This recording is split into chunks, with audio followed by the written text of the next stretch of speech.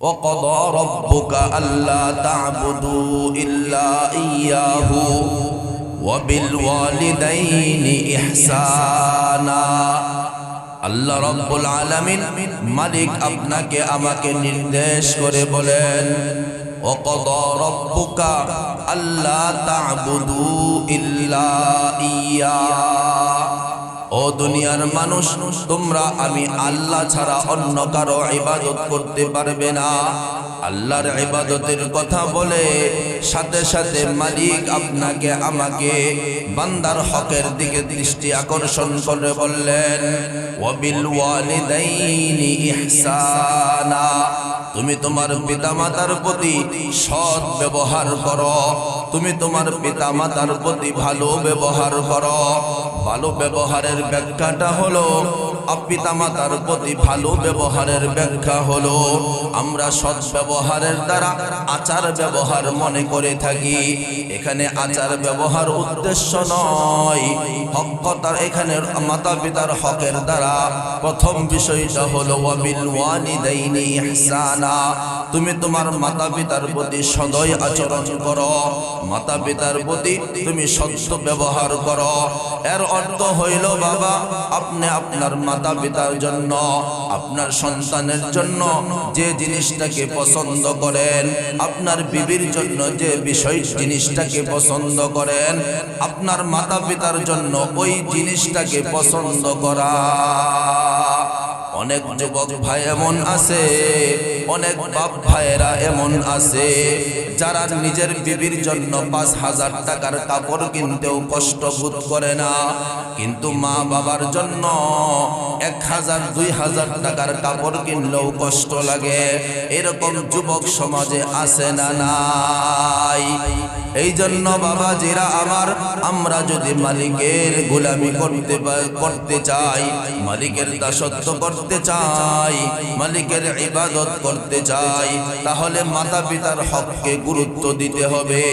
১ নম্বর হলো ওয়াবিল ওয়ালিদাইনি ইহসানা। তুমি মাতা পিতার সাথে সৎ ব্যবহার করো। সৎ ব্যবহারের আরেকটা ব্যাখ্যা হলো তুমি তোমার মাতা পিতার সাথে ভালো ব্যবহার করো, আচরণের ক্ষেত্রে ভালো করো, তোমার ব্যবহারের ক্ষেত্রে ভালো করো। এরপরে মালিক ডাক দিয়া বলেন, ২ নম্বর বিষয় হলো তোমার মাতা পিতা যদি তোমার বৃদ্ধ বয়সে ১ জন অথবা ২ জন হয়, আর অর্থ হইল তোমার মা অথবা বাবা, বাবা অথবা মা, ২ জন থেকে ১ জন অথবা উভয়ই যদি তোমার জীবদ্দশায় বৃদ্ধ বয়সে তোমার কাছে আসে, অর্থাৎ তুমি ওই পর্যন্ত জীবিত থাকো, মা বাবা যখন বৃদ্ধ হয়ে যায় তখন ওই মা বাবা কিন্তু ছোট ছেলে মানুষের মতো আচরণ করে। তোমার এই আচরণ বিধি দেখা, তোমার এই অবস্থানটা দেখা, মাতা পিতার এই আচরণের দ্বারা তোমার মুখ দিয়া যেন কষ্টের কোনো শব্দ বের না হয়, আর এটা বুঝাইতে চাইলেন উফ শব্দটা যেন তোমার মুখ দিয়া বের না হয়।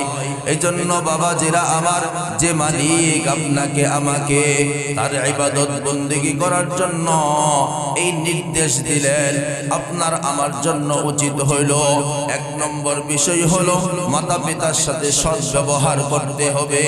সন্তান, বিবি, বাল বাচ্চা, আত্মীয় স্বজনকে যেরকম চোখে দেখি, ঠিক ওই রকম ভাবে আমার মাতা পিতাকেও একই চোখে দেখতে হবে। ২ নম্বর বিষয় হলো মা বাবার আচরণে যদি কোনো কষ্ট পেয়ে থাকো, মা বাবার আচরণে যদি তোমার কাছে কোনো বিষয় খারাপ লাগে, অথবা মা বাবার আচরণে যদি বিরক্ত বোধ হও, তোমার মুখ দিয়ে যেন কখনো উফ শব্দটাও বের না হয়। উফ এখানে বলার দ্বারা উদ্দেশ্য হলো আমরা যখন কোনো দুঃখ প্রকাশ করতে চাই, কষ্ট প্রকাশ করতে চাই, তখন কিন্তু উফ শব্দটা ব্যবহার করি। এই জন্য বাবাজিরা আমার, অন্য মুফাসসিরিনে কেরাম বলেন, অথবা তুমি মা বাবার সামনে এমন কোনো ভাব ধরেও না, এমন কোনো ভঙ্গি করিও না যার দ্বারা তোমার মা বাবার জবান দিয়া তোমার এই অবস্থানটা থেকে তার মুখ দিয়া উফ বের হয়। এই দুটোটা ব্যাখ্যাই পাওয়া যায়। 2 নম্বর বিষয় হলো মা বাবা যেন তোমার আচরণে উফ শব্দ না বের হয়, অথবা তুমি এমন মা বাবার আচরণে তোমার জবান দিয়া যেন উফ বের না হয়।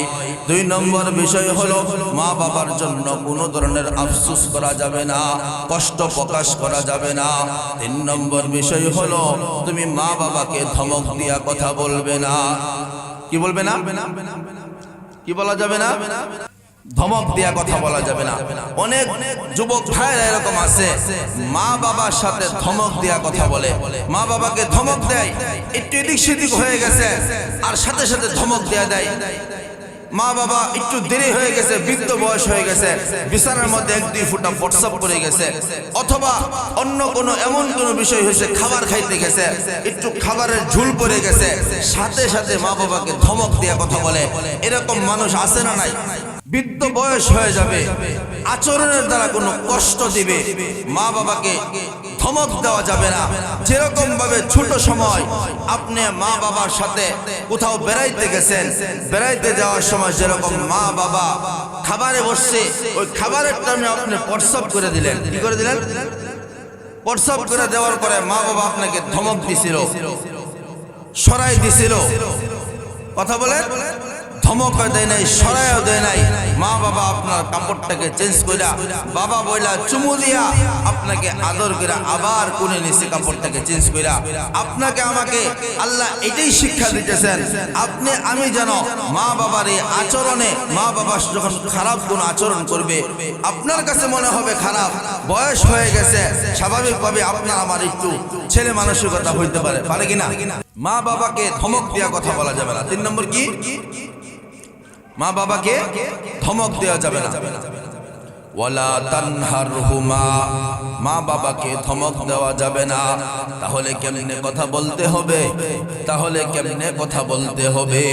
আল্লাহ রাব্বুল আলামিন বলেন, ওয়াকুল লাহুমা কাওলান কারীমা। তুমি তোমার মা বাবার সাথে তুমি বিনয়ের সাথে কথা বলো, নম্রতার সাথে কথা বলো। মা বাবার সাথে তুমি নিচু আওয়াজে কথা বলো।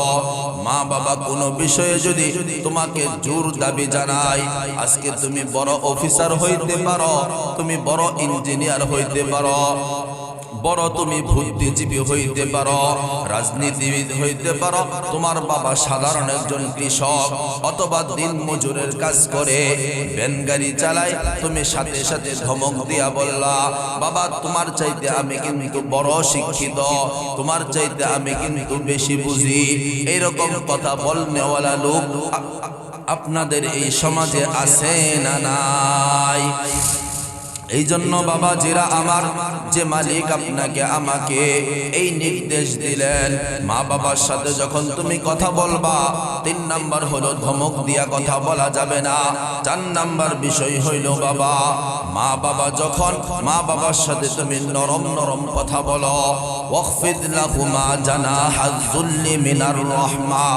মা বাবা যখন এমন কোন বিষয় করবে, এমন কোন আচরণ প্রকাশ পাবে যার দ্বারা তোমার ইজ্জত যাওয়ার সম্ভাবনা, অথবা আরেকটা ব্যাখ্যা এখানে হয় যে তোমার মা বাবা তোমার কষ্টে আছে অথবা হসপিটালে ভর্তি আছে, 3 ভাই একসাথে, 1 ভাই আরেক ভাইয়ের সাথে বিভিন্ন বিষয়ে বলা বলি করে, ভাই তুমি 5000 টাকা দিয়া এবার বাবার চিকিৎসাটা করায়া দাও, তুমি মায়ের চিকিৎসাটা করায়া দাও, কিন্তু নিজের পকেট থেকে টাকা বার করে না। এরকম যুবক আছে না নাই? এই জন্য বাবা যারা আমার, আপনি আমি যদি মা বাবার পিছনে অর্থ খরচ না করতে পারি, আমি যখন ছোট ছিলাম মাসকে মাস আমার মা আমার জন্য হসপিটালে থাকতেও দ্বিধাবোধ করেন নাই। সারা রাত্র শীতের সময় মা কম্বল ছাড়া ছিল, মা লেপ ছাড়া ছিল, আপনার আমার জন্য মা বাবা লেপ বাদ দিয়া আমাকে আরামে রাখার জন্য সব ধরনের ব্যবস্থা করেছেন। এটাই আল্লাহ বুঝাইতে চাইলেন, ওয়াখফিদ লাহুমা জানাহাজ যুল্লি মিনার রাহমা। তোমার মা বাবা যখন বৃদ্ধ হবে, ওই সময় তোমার মা বাবার জন্য তুমি রহমতের ডানাটা বিছায়া দাও। যত ধরনের দয়া লাগে, যত ধরনের ইহসান লাগে, সব দয়া এবং ইহসান তুমি মা বাবার সাথে করো। এরপরে মালিক বলেন এই পাঁচটা বিষয় একজন মানুষকে কখনোই ইবাদত করে তার কাজ করে কখনোই সন্তুষ্ট করতে পারে না। এজন্য মালিক ডাক দেয়া বলেন যখন তুমি হাত তুলবা সাথে সাথে তোমার মা বাবার ইহসানের কথা স্মরণ কইরা তুমি আমি আল্লাহর কাছে বলবা ওকুর রব্বির হামহুমা কামা রব্বায়ানি সগীরা। সবাই বলেন ওকুর রব্বির হামহুমা কামা রব্বায়ানি সগীরা। আল্লাহ এখানে বুঝাইতে চাইলেন, এখানে বলতে চাইলেন মা বাবা ছোট সময় যেরকম তোমার উপর রহম করেছে তুমি আল্লাহর কাছে এই প্রার্থনাটাই করো আমি যখন বড় হয়ে গেছি, মা বাবা বৃদ্ধ বয়সে উপনীত হয়েছে, জীবদ্দশায় এই দোয়াটা করা যাবে, মৃত্যু অবস্থায় মৃত্যুর পরেও এই দোয়াটা করতে হবে। এই জন্য বাবাজিরা আমার, মা বাবা যখন মৃত্যুবরণ করবে অথবা জীবদ্দশায় থাকবে মা বাবার জন্য আল্লাহর কাছে দোয়া করা। আল্লাহ দুনিয়াতে যেরকম মা আমার জন্য রহম ছিল, বাবা আমার জন্য রহম ছিল, তাদের অনুগ্রহ আমার উপরে ছিল, তুমিও তাদেরকে মৃত্যুর পরে রহম এবং অনুগ্রহ দিও। কটা বিষয় হলো? 6টা। 1 নাম্বার খেয়াল করবেন সবাই, এখানে আল্লাহ তাআলা 6টা বিষয় নির্দেশ করছেন। 1 নাম্বার কি বলছিলাম? মা বাবার সাথে ইহসান করতে হবে। আর অর্থ হলো দয়া করতে হবে। দয়াটার ব্যাখ্যা হলো যে আমার দয়াটা যেন আমার সন্তানের সাথে যেরকম আচরণ করি, তার জন্য যেরকম পোশাক আশাকের ব্যবস্থা করি, যেরকম ভালো মানের খাবারের ব্যবস্থা করি, বিবির জন্য যেরকম ভালো থাকার ব্যবস্থা করি, ঠিক এরকম ভাবে আমার মা বাবার জন্য এরকম থাকার ব্যবস্থা করতে হবে। অনেক ভাইয়েরা আছে ঢাকা শহরে থাকে, বাবা বাড়িতে থাকে, থাকার মতো ভালো কোনো পরিবেশ নাই, সে 20,000 25,000 টাকা বাসা ভাড়া দিয়ে থাকতেছে। এরকম যুবক আছে না নাই? আপনি যতটুকু আরামে থাকেন আপনার জন্য উচিত হলো মা বাবাকে অতটুকু আরামে রাখতে চেষ্টা করা। 2 নম্বর হলো এমন কোন মাতা পিতার আচরণের দ্বারা আপনার মুখ দিয়া কোনো সময় যেন বিরক্তিকর শব্দ বের না হয়, উফ শব্দটাও বের না হয়। 3 নাম্বার মাতা পিতাকে ধমক দিয়া কথা বলা যাবে না। 4 নাম্বার মাতা পিতার সাথে নরম নরম কথা বলতে হবে, নিচু আওয়াজে কথা বলতে হবে, সম্মানজনক কথা বলতে হবে। 5 নাম্বার তাদের উপর রহম দিল হইতে হবে, আপনার রহমতের ডানাকে তাদের উপর বিছায় দিতে হবে। যেরকম ছোটবেলায় আপনি বিপদে পড়েন, কষ্টে থাকেন, প্রত্যেক ক্ষেত্রে মা বাবা আপনার অগ্র ভূমিকা পালন করেছিল, ঠিক এরকম ভাবে বৃদ্ধ বয়সে যখন মা বাবা অসুস্থ হয় অথবা কোনো কিছুর চাহাত থাকে, প্রয়োজন থাকে, এই প্রয়োজনকে চাইবার আগে মিটাই দিতে হবে। এটা হলো 5 নম্বর বিষয়। 6 নম্বর বিষয় হলো আপনি জীবদ্দশা এবং মৃত্যুর পরে যখনই হাত তোলেন তখনই মাতা পিতার জন্য দোয়া করতে হবে। মাতা পিতা যদি কাফের হয় জীবদ্দশায় তার জন্য দোয়া করা যাবে, মৃত্যুর পর আর করা যাবে না।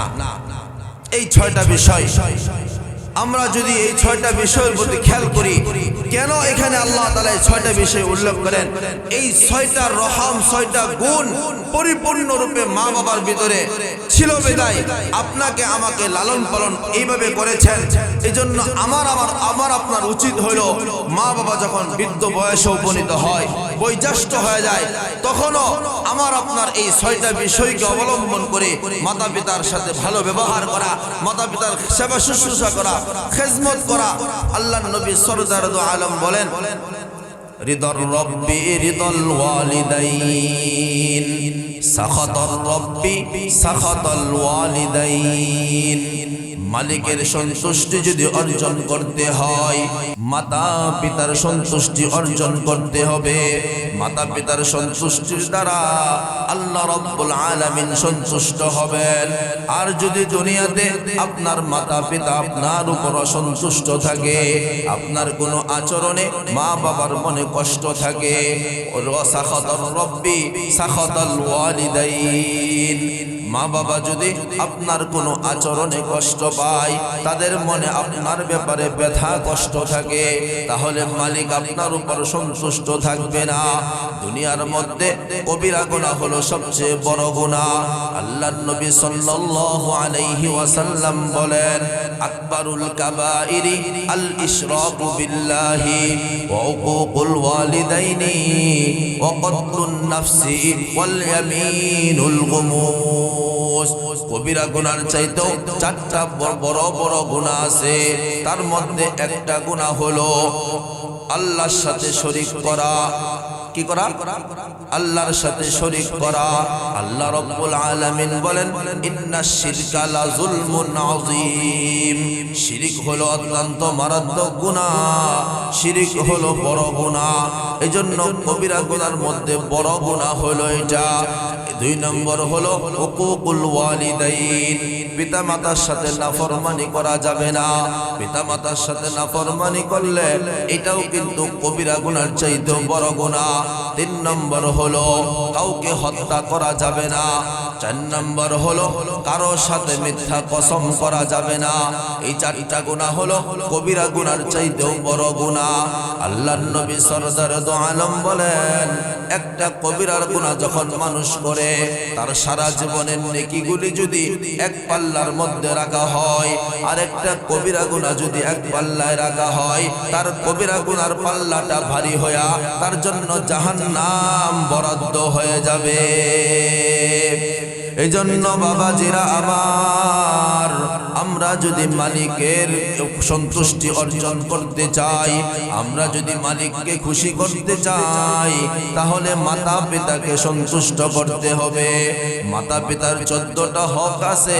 এই হকগুলি যদি আমরা মানতে পারি, এই হকগুলি যদি আমি আমার আমলের দ্বারা বাস্তবায়ন করতে পারি, আল্লাহর রাসূল সাল্লাল্লাহু আলাইহি ওয়াসাল্লাম বলেন, আল্লাহর রাসূলকে এক সাহাবী জিজ্ঞেস করলেন, সাআলতুন নবিয়্যা সাল্লাল্লাহু আলাইহি ওয়াসাল্লাম আইয়ুল আমালি আহাব্বু ইলাল্লাহি আযজা ওয়া জাল্লা, আল্লাহর নিকট অধিক প্রিয় আমল কোনটি, আল্লাহর নিকট সবচেয়ে দামি আমল কোনটি? সাহাবী যখন আল্লাহর নবীকে জিজ্ঞেস করলেন, আল্লাহর রাসূল সাল্লাল্লাহু আলাইহি ওয়াসাল্লাম বললেন, সময় মতো নামাজ আদায় করা। এক নম্বর হলো সময় মতো নামাজ আদায় করতে হবে। দুই নম্বর যখন আবার জিজ্ঞেস করলেন, কুলতু সুম্মা আইয়ু, দ্বিতীয় নম্বর ওই সাহাবীটা আবার নবীজিকে জিজ্ঞেস করলেন, ইয়া রাসূলুল্লাহ, দ্বিতীয় নম্বর উত্তম আমল কোনটি, যেটা আল্লাহ বেশি পছন্দ করেন? দুই নম্বর হলো বিররুল ওয়ালিদাইন, পিতা মাতার সাথে সৎ ব্যবহার করা, পিতা মাতার সাথে ভালো ব্যবহার করা। তিন নম্বর হলো আল্লাহর রাস্তায় জিহাদ করা। এই তিনটা আমল আল্লাহর কাছে সবচেয়ে বেশি দামি। এখানে একটু চিন্তা করে দেখেন না, দুই নম্বর বিষয়টা মাতা পিতার হকের কথা বলছে, তিন নম্বর হলো জিহাদের কথা বলছে। জিহাদটা অত্যন্ত গুরুত্বপূর্ণ একটা বিষয়। এর চাইতেও গুরুত্ব দেয়া নবী দুই নম্বরে মাতা পিতার কথা এখানে বললেন। আমরা দুনিয়াতে যারা আছি, মাতা পিতার অত্যন্ত রহম এবং দয়া আমাদের উপরে ছিল। এই জন্য বাবাজিরা আমার, মাতা পিতার সাথে সৎ ব্যবহার করা, মাতা পিতার সাথে ভালো আচরণ করা, এটা হলো আল্লাহর কাছে সবচেয়ে দামি ইবাদত।